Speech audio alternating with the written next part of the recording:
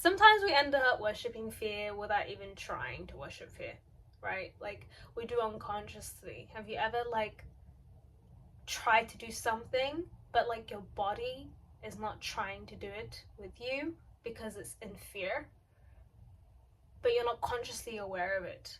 That's procrastination, by the way. I need to stop saying David Hawkins, Letting Go. I will always recommend this book until I die. Will never let me down. It's a life-changing book. Anyway, okay.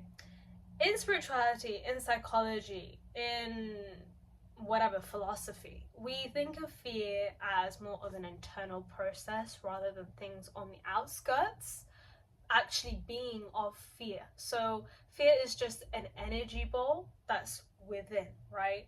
I don't know if you guys have seen that little boy talk about like energies and stuff, dark energies, dark entities. And nothing of this world is positive or negative, okay? Everything on this earth is neutral. Even when you hear like spirituality talks and even in psychology, there'll be cases where you argue for one thing and another, just like in law, right?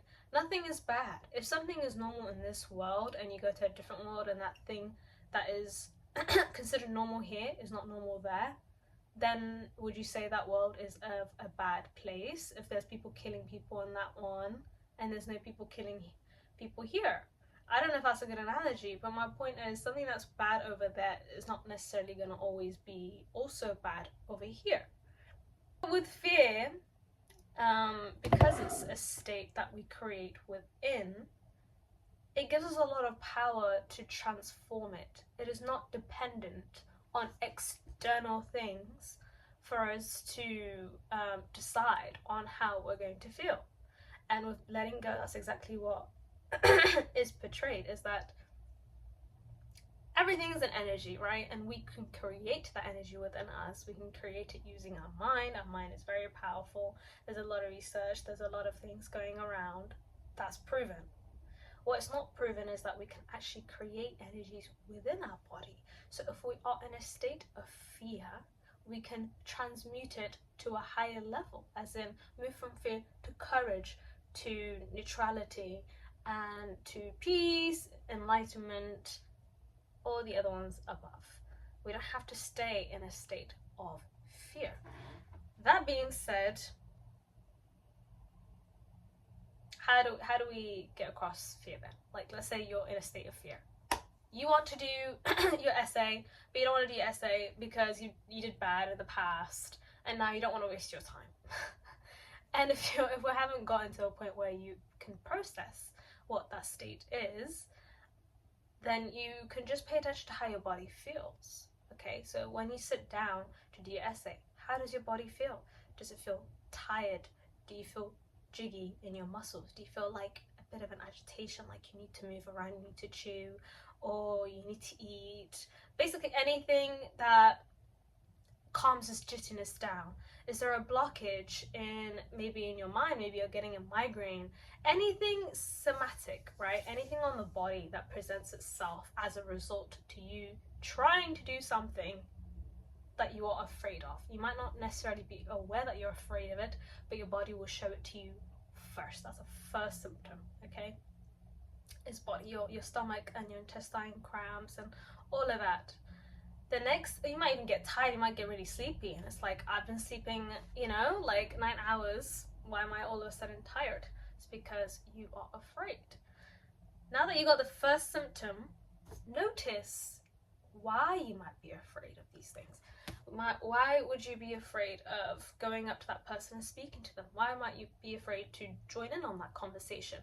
Why might you be afraid to sit down and do this essay? Like we said, it's because you might have done something, you might have done bad in the past or whatever. It's always, if you're living in the past, you're always going to bring it into the present and have a reason to fear, okay? And most of you might be like, well, a lot of my fears is why I'm still existing right now.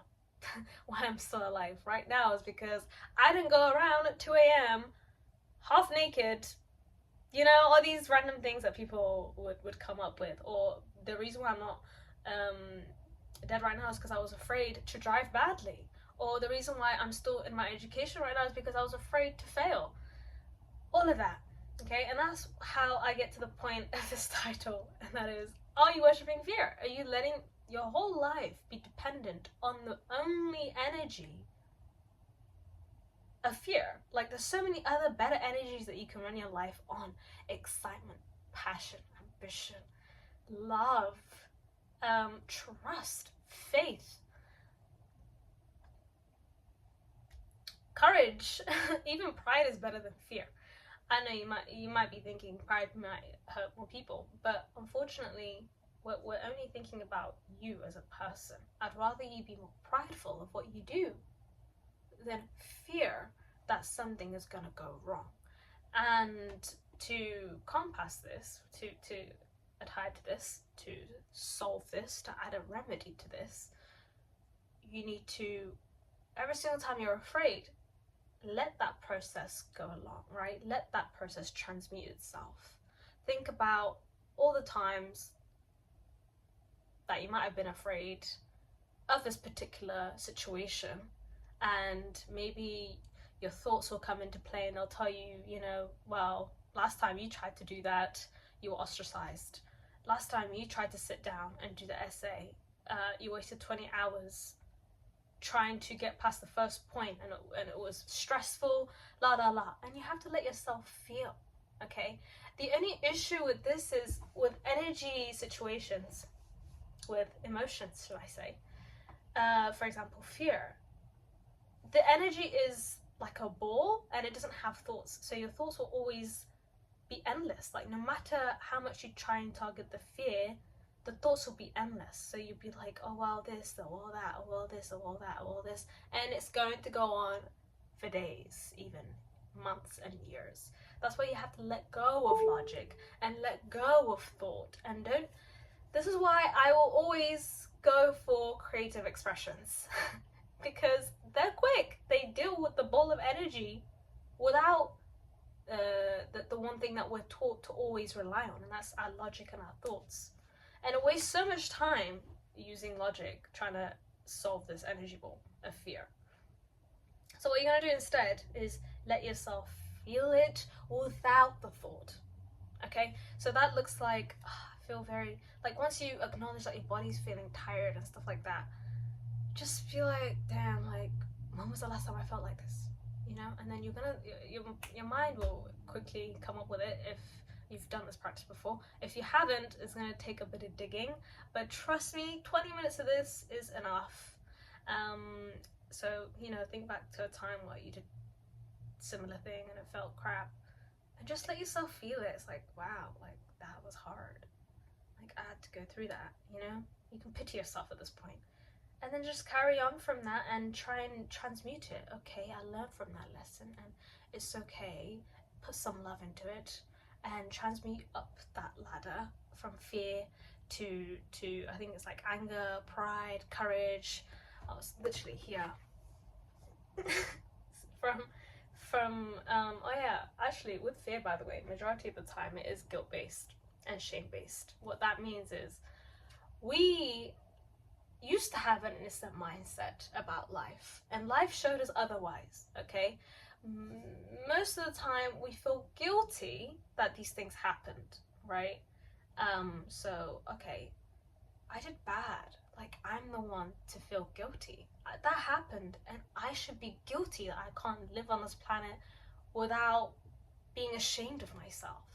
And then eventually that fear, so all of that builds into fear of yourself not being able to do something, but also of the world. So you're questioning, you know, society as well, and God, and you don't trust society and you don't trust God.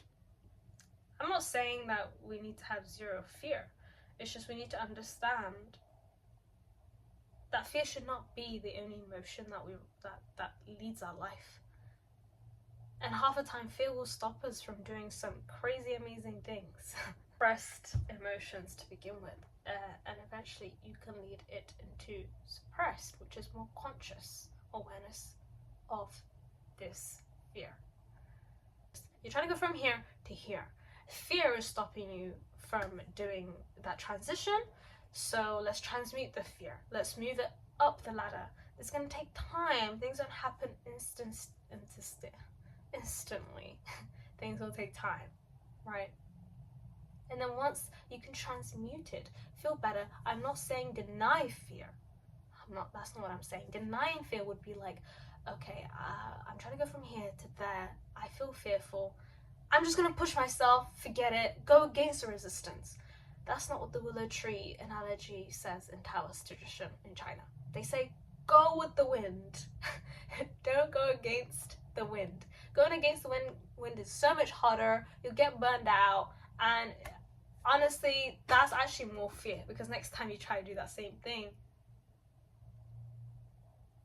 like, it's going to require more energy. But if you can try to go from where you are right now to where you want to go, there's fear in the way. Okay, let's deal with this fear. Go down. We have to descend first. Okay, we have to, okay, feel a bit crappy. Like, feel crappier than you already are. Okay, and be like, right, this is, why am I fearful? Because this happened in the past, and yeah, I was a victim. Or yeah, I feel guilty about that. Yeah, you know, all these terrible things, but you know, I'm gonna add love to this, and you know, this progressive, you know, Lion King moment. And I was like, yeah, I will do that, and I will fight through, become resilient.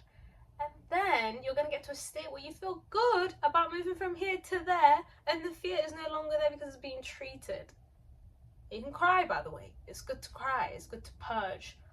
If you don't feel like eating, don't eat. You know. I am not promoting anything bad here. Please, if you actually need to eat. I'm just saying, sometimes we feel somatic expressions on our body. Not eating is a form of purging, and of course, crying and laughing and all of that. And you move it up, and once that energy has been moved up to a better state, now you have a transition from here to there with a better emotion, and it's exciting. And you just use this analogy every single time.